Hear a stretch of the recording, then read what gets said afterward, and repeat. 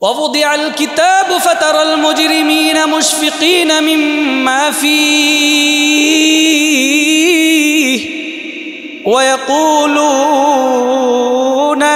يا ويلتنا ما لهذا الكتاب لا يغادر صغيرة ولا كبيرة إلا أحصاها ووجدوا ما عملوا حاضرا ولا يظلم ربك أحدا আমল নামা ৮ নম্বর হলো আমার আমল নামা আমার বিরুদ্ধে দাঁড়া যাবে, আমার ভালোগুলো আমি দেখতে পাবো। ফামাই ইয়ামাল মিসকাল যাররাতিন খায়রান ইয়ারাহ ওয়া মান ইয়ামাল মিসকাল যাররাতিন শাররান ইয়ারাহ। অণু থেকে অণু পরিমাণ ভালো কাজ করলে আমি আমার আমল নামায় দেখব, আর ছোট্ট থেকে ছোট্ট গুনাহ যাকে আমি কোনোদিন গুনাহেই মনে করি নাই, তওবাই করি নাই, ওই গুনাহটাও আমি সেদিন দেখতে পাব। দেখে কি বলবে গুনাহগার বান্দা? আল্লাহর কাছে বলবে, আল্লাহ ফাম্মা মান উতিয়া কিতাবাহু বিশিমালিহি ফায়াকুলু ইয়া লাইতানি লাম উতা কিতাবিয়াহ ওয়া লাম আদরি মা হিসাবিয়াহ ইয়া লাইতাহা কানাতিল কাদিয়াহ মা আগনা আন্নি মালিয়াহ হালাকা আন্নি সুলতানিয়াহ। আমি বলতে থাকবো, হায় আল্লাহ, আমল নামা যখন খারাপ সাক্ষী দিবে আমার বিরুদ্ধে 8টা, তখন এই বদ আমল তো আল্লাহ তাআলা দিবেন। তো আমি ডান হাত বাড়ায় দিব, আল্লাহ ফেরেশতাদেরকে বলবে, ও ফেরেশতা খবরদার, ওর ডান হাতে আমল নামা দিবি না, ওর বাম হাতে আমল নামা দাও। তো বাম হাতে কেমনি দিবে? বাম হাতটাকে পিছন দিক থেকে নিয়ে পেরেক দিয়ে ভিতরে পিঠ দিয়ে ঢুকে কলিজা দিয়ে বের করবে, কলিজা দিয়ে বের করে তারপরে পেরেক মেরে বাম হাতে আমল নামা দিয়ে দিবে। আমল নামা দেখে বলবে, হায়, এ আমল নামা যদি আমাকে দেওয়া না হতো, ইয়া লাইতানি লাম উতা কিতাবিয়া ওয়া লাম আদরি মা হিসাবিয়া। হায়, হিসাব নিকাশ যদি আমি না দেখতাম, না জানতাম, আমার হিসাব যদি আমি দেখতে না পেতাম, আমার হিসাব যদি আজকে না হতো, ইয়া লাইতাহা কানাতিল কাদিয়া। বলতে থাকবে, আয় আল্লাহ, মৌতেই যদি আমার শেষ সমাধান হয়ে যেত, মৃত্যুই যদি আমার শেষ ফাইসালা হতো, আজকে তো কি কঠিন এই মুসিবতের মধ্যে আমাকে দাঁড়ানো হতো না, দাঁড়ানো লাগতো না। কি বলবে জানেননি? এই অনুভূতি যখন তীব্র আকার ধারণ করবে, তখন বলবে, সূরা মাআরিজ আসছে, ফাসবির সাবরান জামিলা ইন্নাহুম ইয়ারাউনাহু বাঈদা ওয়া নারাহু করিবা ইয়াওমা তাকুনুস সামাউ কালমুহল ওয়া তাকুনুল জিবালু কালঈহন ওয়া লা ইয়াসআলু হামীমুন হামীমা ইউবসসিরুনহুম ইয়াওয়াদ্দুল মুজরিমু লাউ ইফতাদি মিন আযাবি ইয়াওমিযিন বিবানিহি। কিয়ামতের কঠিন ভয়াবহতা যখন তাকে গ্রাস করবে, যখন বুঝতে পারবে এ আমল নামা নিয়ে তো জান্নাতে যাওয়ার কোনো সুযোগ নেই, কারণ বাম হাতে যাকে আমল নামা দেওয়া হবে সে কখনোই জান্নাতের ফাইসালা তার জন্য হবে না। ইমানদার হলে তো পরের ব্যাপার। তো এই বান্দা বলতে থাকবে, আয় আল্লাহ, আমার দুনিয়ায় যে সন্তানগুলো আছে, আয় আল্লাহ, তাদেরকে আপনার কাছে দিয়ে দিলাম, ওদের সবাইকে আপনি জাহান্নামে দিয়ে আমাকে জান্নাতি বানায়া দেন। আজ 28শে নভেম্বর, 6 জুমাদিউ সানি, অর্থাৎ রমাদান খুব কাছাকাছি আমাদের। তো আজকের আমাদের আলোচ্য টপিক হচ্ছে কম্পন, ভূমিকম্প। কালকে হয়েছে না? ভূমি তো কাঁপছে, কিন্তু আমরা তো ঠিক আছে, আমরা কাঁপি না। যতক্ষণ হয় ততক্ষণ রব রব, আল্লাহ আল্লাহ আল্লাহ আল্লাহ, শেষ রব ভুলে যায়। এই জন্যেই ভূমিকম্প থেমে গেলেও আলোচনা থেমে না যাওয়া উচিত। তাই আমি আপনাদের সামনে কোরআনুল কারীমের 99তম সূরা, সূরা জিলজাল অথবা জালজালা, এই সূরা তেলাওয়াত করেছি, যেখানে আল্লাহ রাব্বুল আলামিন এই সূরার মধ্যে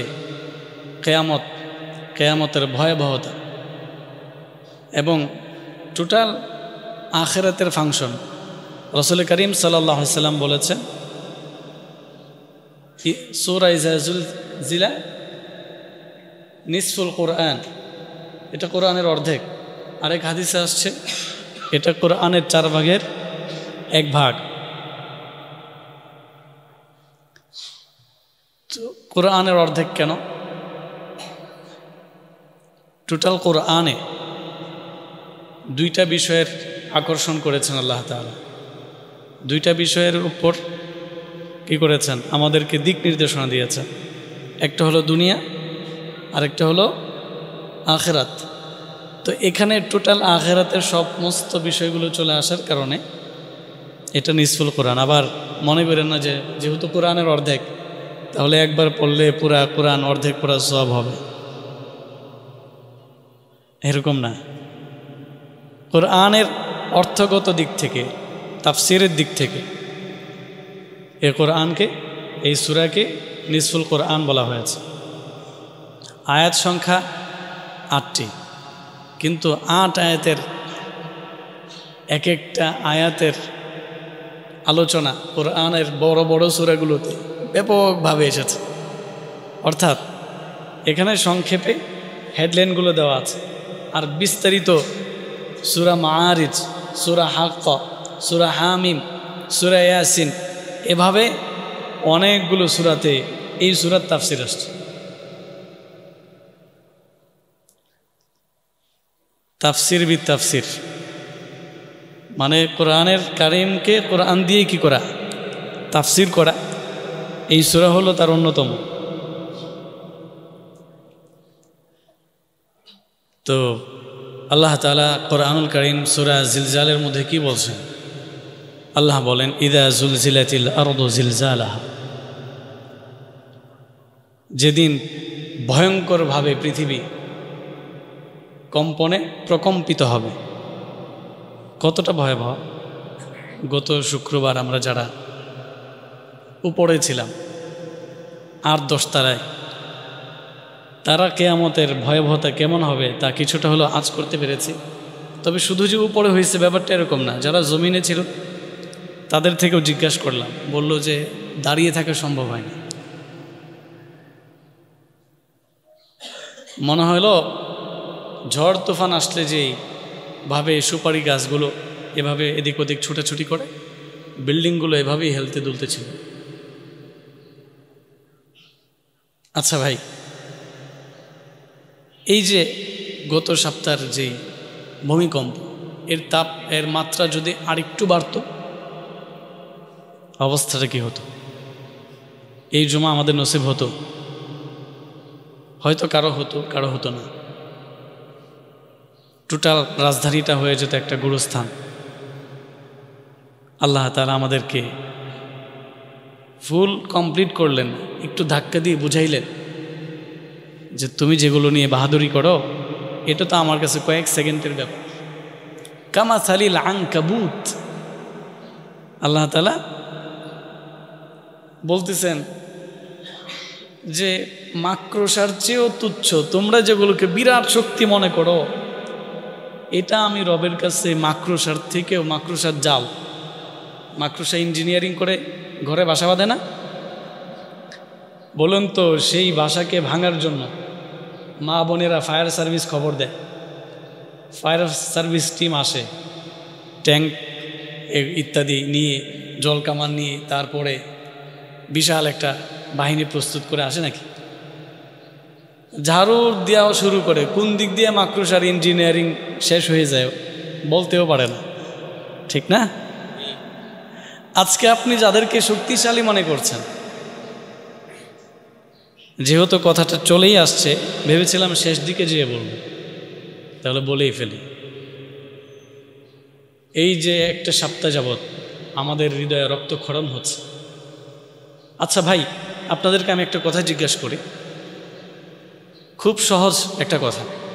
আপনার ঘরে আগুন লেগেছে, আপনার ঘরে আগুন লেগেছে, আপনি ফায়ার সার্ভিস খবর দিয়েছেন, কিন্তু তারা গুরুত্ব দিচ্ছে না। এখন কি আপনি আগুন নিভানোর জন্য ফায়ার সার্ভিসের অপেক্ষা করবেন, না নিজের যতটুকু সাধ্য আছে এই সাধ্যটুকু দিয়ে নিভানোর চেষ্টা করবেন? সবাই জবাব দেন। সাধ্য অনুযায়ী আগুন নিভানোর চেষ্টা করা হবে, ঠিক তো? এইটা যদি বুঝে থাকেন তাহলে বলুন। তাহলে বলতেছিলাম, ইযা যুলজিলাতিল আরদু জিলজালাহা, 5.7 মাত্রার ভূমিকম্পে যদি এমন হয়, তাহলে যেদিন পৃথিবী চূড়ান্তভাবে ভয়ঙ্করভাবে কম্পনে প্রকম্পিত হবে। ওয়া আখরাজাতিল আরদু আসকালাহা,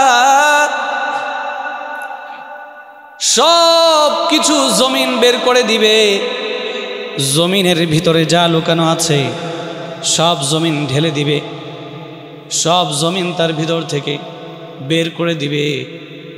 বিল্ডিংগুলো, পাহাড়গুলো তোলার মতো উঠতে থাকবে। وقال الإنسان ما لها, মানুষগুলো বলবে, রব এটা কি হলো, পৃথিবীর কি হলো, পৃথিবী কেন এমন করতেছে, পাগলের মতো ছোটাছুটি করবে। وقال الإنسان ما لها يومئذ تحدث أخبارها, জমিন তার সব খবরাখবর কার কাছে বলে দিবে? আল্লাহর কাছে সমস্ত সংবাদ জানায় দিবে। মানুষ যখন গুনাহ করে তখন মানুষের 8টা সাক্ষী হয়ে যায়। কয়টা? 8টা সাক্ষী হয়।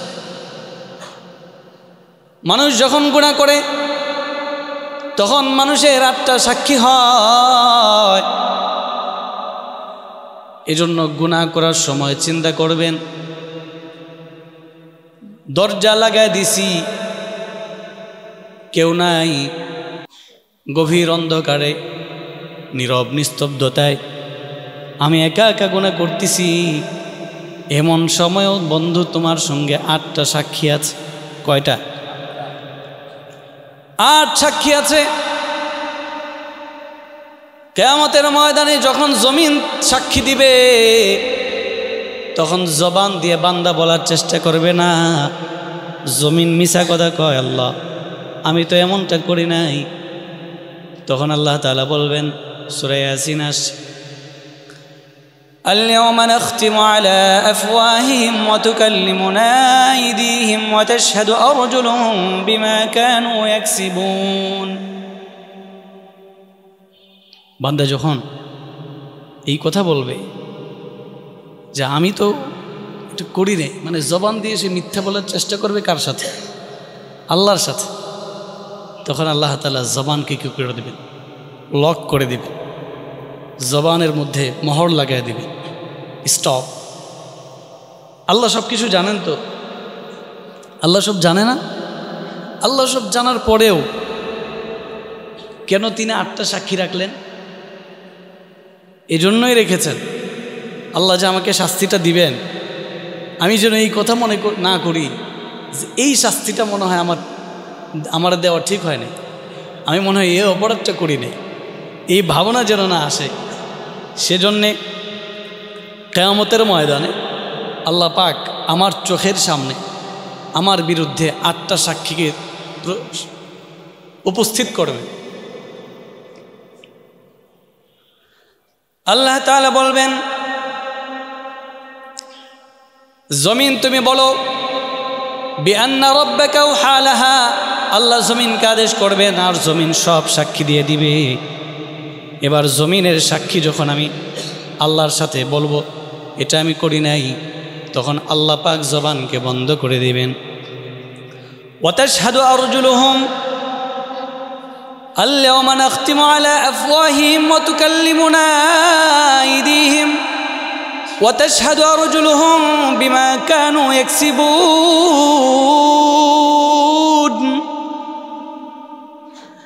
কিয়ামতের ময়দানে আমার হাতগুলো আল্লাহর সাথে কথা বলবে,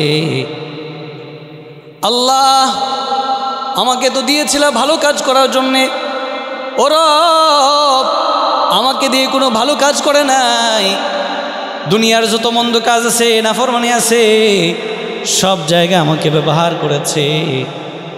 চোখ আমার বিরুদ্ধে সাক্ষী দিবে, কান আমার বিরুদ্ধে সাক্ষী দিবে, পা আমার বিরুদ্ধে সাক্ষী দিবে। কয়টা হলো?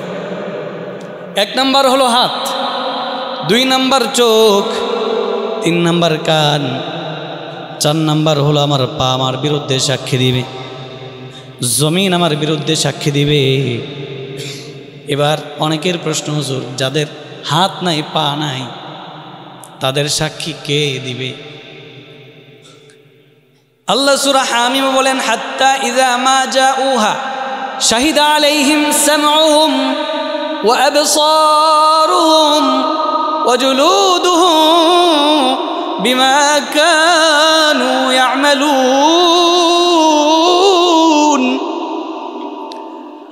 আল্লাহ তাআলা বলেন, হাত নাই পা নাই, চোখ সাক্ষী দিবে, কান সাক্ষী দিবে, আর আমার শরীরের সঙ্গে লাগানো যে চামড়া আছে এই চামড়াগুলো আল্লাহ তাআলার সাথে কথা বলে বলে আমার বিরুদ্ধে সাক্ষী দিবে। চামড়া আমার বিরুদ্ধে সাক্ষী দিবে।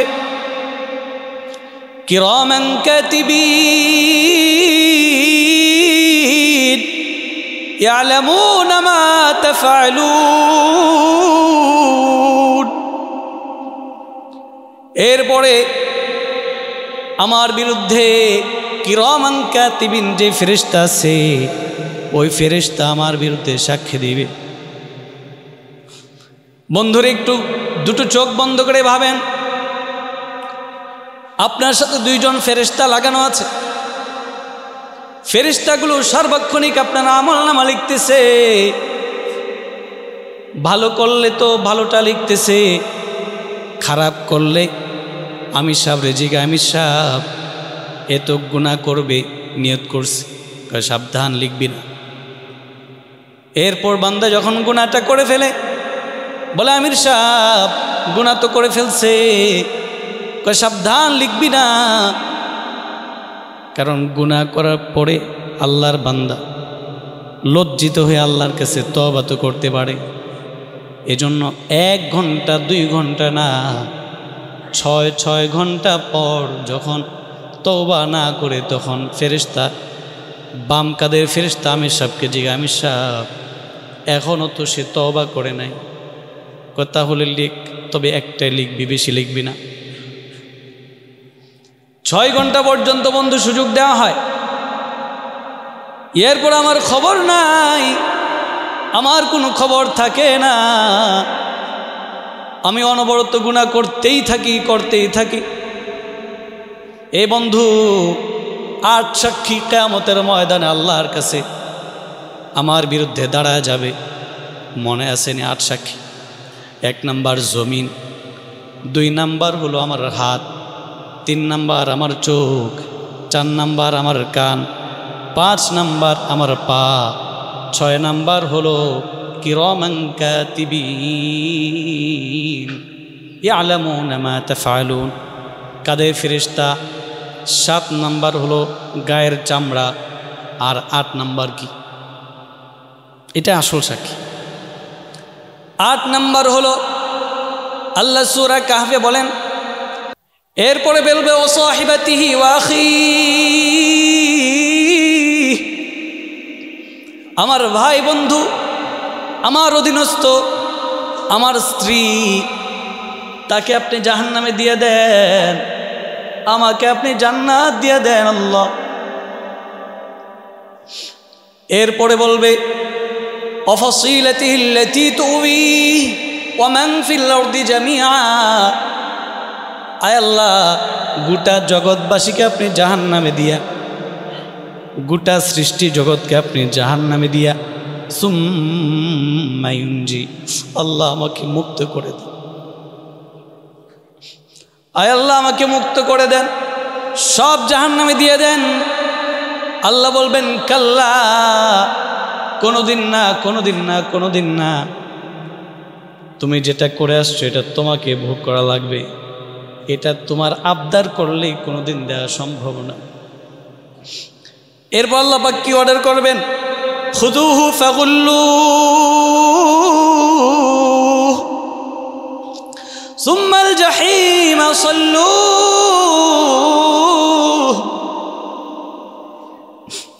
আল্লাহ তাআলা ফেরেশতাদেরকে ডাক দিয়ে বলবে, এদেরকে বেরি পরে টেনে জাহান্নামে দিয়ে দাও। হযরত রাইসুল মুফাসসিরিন আব্দুল্লাহ ইবনে আব্বাস রাদিয়াল্লাহু তাআলা আনহু বলে, আই রব, এদেরকে বেরি পড়াবো, তো বেরিটা কেমনে পড়ানো হবে? নাকের ছিদ্র দিয়া আগুনের শিকল ঢুকায় দেওয়া হবে, আর সেই ছিদ্র দিয়ে বের করে, পিছন দিয়ে বের করে, আবার পিছনের যেই পায়খানার রাস্তা আছে ওই দিক দিয়ে ঢুকায় দেওয়া হবে আগুনের শিকল। এরপর সেই দুইটাকে একত্রিত করে লম্বা শিকল দিয়া, জাহান্নামীর দেহটা কত বড় হবে? হাদিস শরীফে আসছে যে জাহান্নামীর দেহটা আল্লাহ পাক এত এত বড় করবে যে তাদের এই 4 আঙ্গুলের কাঠটা হবে 500 বছরের রাস্তা। আরে নাউজুবিল্লাহ, 500 বছরের রাস্তা হবে। ভাইরা আমার, একটু চিন্তা করেন, আপনি তো সেদিন সব দেখবেন, সেদিন দেখে তো কোনো লাভ হবে না।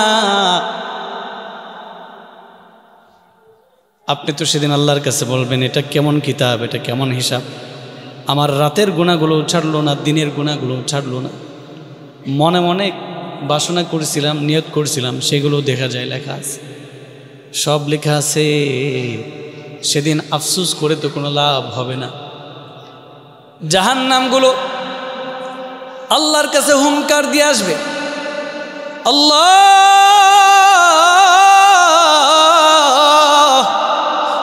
জাহান্নামীগুলো আমাকে দিয়ে দাও। ফেরেশতারা জাহান্নামের কর্নারে কর্নারে বড় বড় শিকল লাগাইয়া, এক এক শিকলের মধ্যে 70,000 ফেরেশতা জাহান্নামকে টেনে ধরবে। বলবে এখনো হিসাব নিকাশ শেষ হয় নাই। জাহান্নাম বলবে, আল্লাহ, বহুত ক্ষুধার্ত অবস্থায় আছে, জমিনের মধ্যে এদেরকে দেখে সহ্য হতো না, এরা তো এখন কিয়ামতের ময়দানে আসছে, ও রব, আপনি জলদি করে আমার কাছে দিয়ে দেন।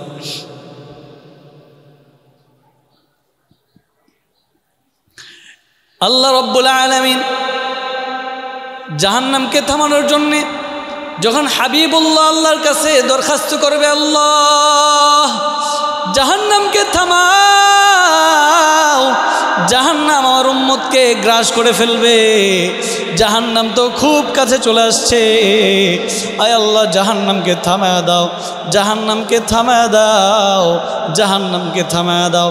আল্লাহ রব্বুল আলামিন বলবেন, হাবিবুল্লাহ, জাহান্নামকে থামানোর কোনো ওষুধ আমার কাছে নাই, আমার ওয়ার্ডারে আজকে জাহান্নামী থামবে না, তবে আপনার আবেদনে আমি আপনার কাছে একটা গিফট পাঠাইতেছি।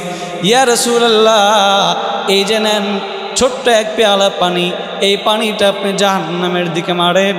আল্লাহর হাবিব ওই পানিটা যে জাহান্নামের দিকে একটু ছিটা দিবে, জাহান্নাম বহুদূর চলে যাবে।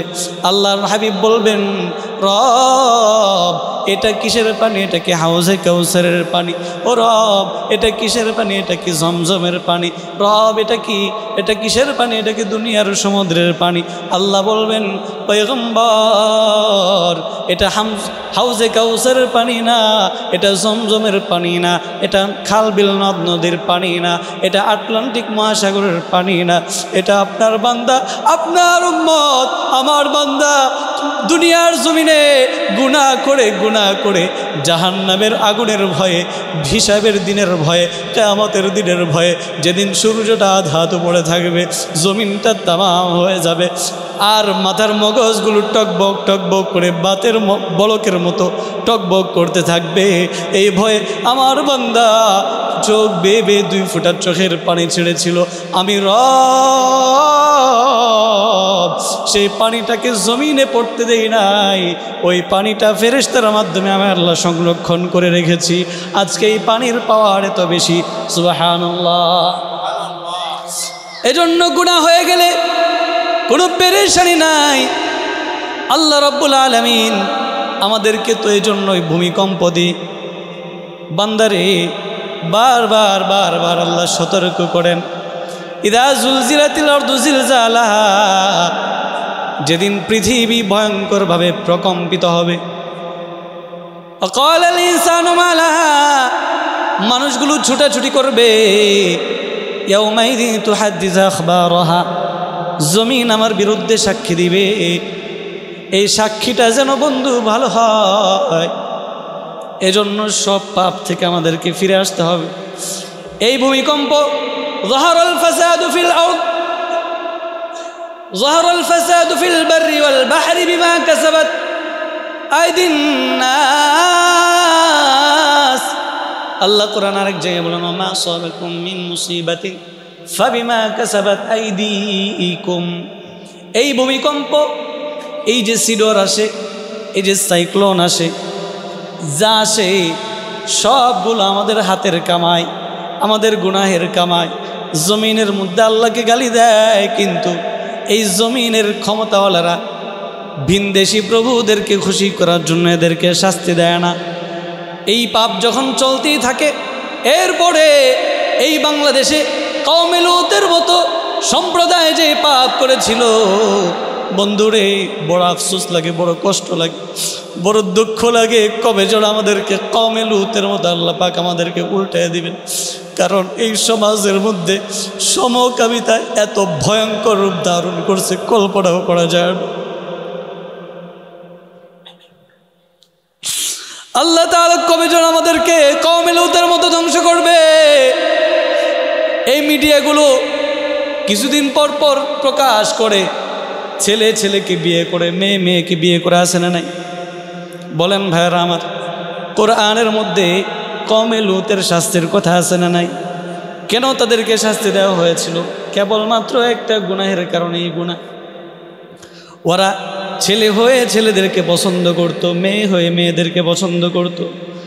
বন্ধু, একটু চিন্তা করো না, এটা কতটা নিকৃষ্ট পাপ। আল্লাহর হাবিব বলেন, এমন পাপিষ্ঠ যদি দেখতে পাও, পাহাড় থেকে ছুঁড়ে ফেলে তাকে হত্যা করো। আর ও কিয়ামত পর্যন্ত এভাবেই হত্যা হতেই থাকবে, একের পর এক। আল্লাহ কওমে লূতকে শাস্তি দিয়েছেন।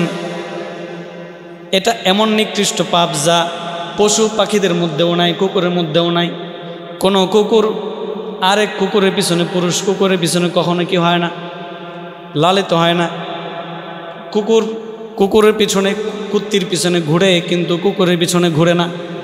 এটা কোনো জীব জানোয়ারের মধ্যে নাই। মানুষ হয়ে এমন বদনসিব কেন আমাদের হলো? কারণ আমরা আল্লাহ পাকের কৃতজ্ঞতা বান্দা না, আল্লাহ পাকের ওয়ার্ডারে আমরা চলি না। আমাদের ভিতরের শয়তান এত এত পরিমাণ বাসা বাঁধছে, আমরা কিয়ামতকে ভয় করি না, আমরা আযাবকে ভয় করি না। সূরা জিলজাল কেন নাজিল হলো?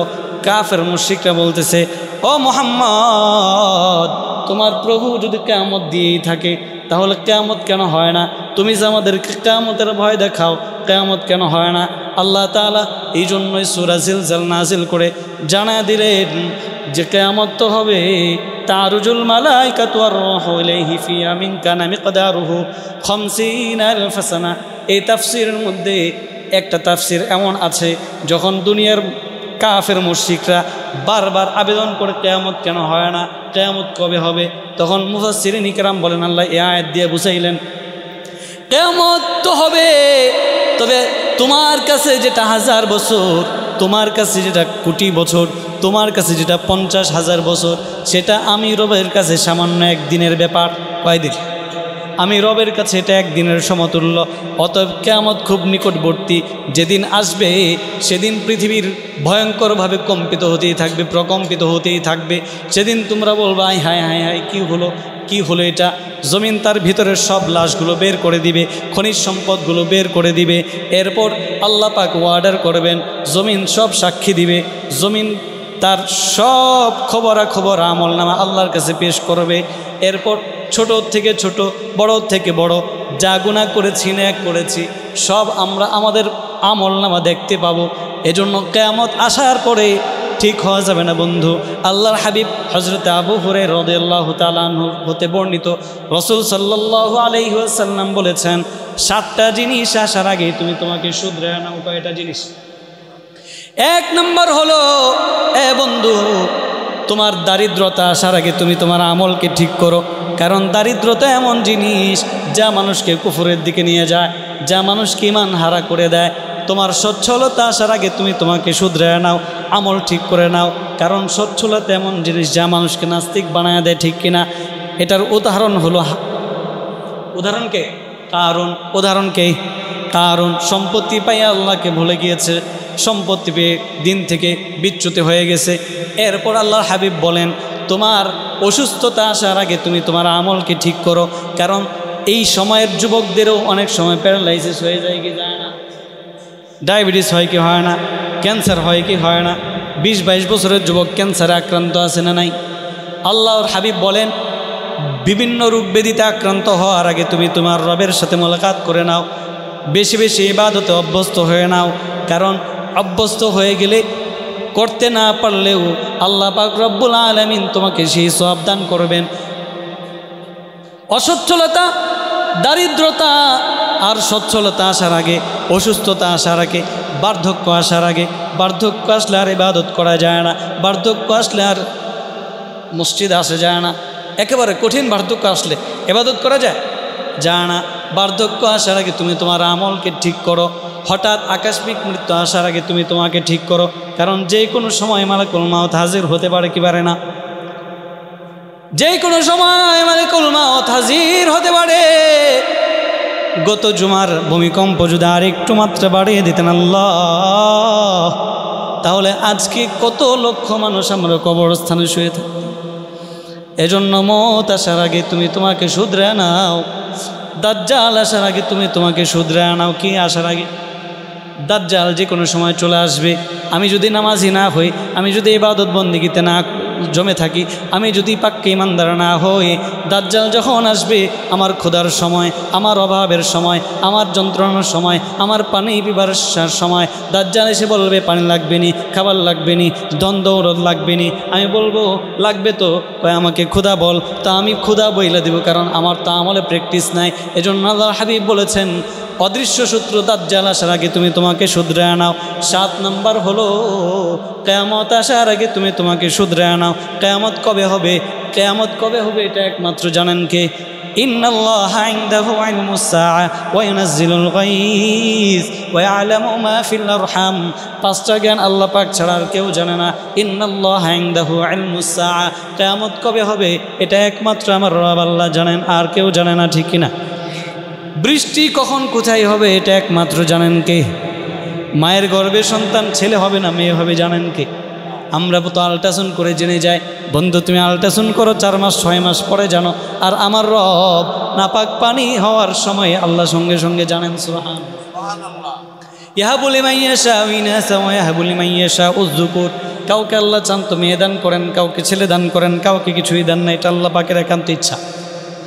এরপর আল্লাহ বলেন, ওমা তাদরি নাফসুম মাযা তাকসিবু গাদা। তুমি আগামীকাল কি খাবা, আগামীকাল কি করবা, এটা একমাত্র আমি জানি, আর কেউ জানে না। এরপর আল্লাহ বলেন, ওবি আইয়ারুদিন তামুত ইন্নাল্লাহা আলিমুন খবীর। আল্লাহ পাক রব্বুল আলামিন বলেন, মওত কখন কোথায় হবে এটা কেউ জানে না, আমি জানি। এজন্য প্রিয় ভাইরা, কিয়ামতের ভয়াবহতা আসার আগে আগে, দাজ্জাল আসার আগে আগে, অসুস্থতা আসার আগে আগে, দারিদ্রতা সচ্ছলতা আসার আগে আগে, আকস্মিক মৃত্যু আসার আগে আগে আল্লাহ পাক আমাদেরকে পাক্কা ঈমানদার আমলি জিন্দেগি গঠন করার তৌফিক দান করেন। আমিন ওয়া আখিরু দাওয়ানা আলহামদুলিল্লাহি রাব্বিল আলামিন।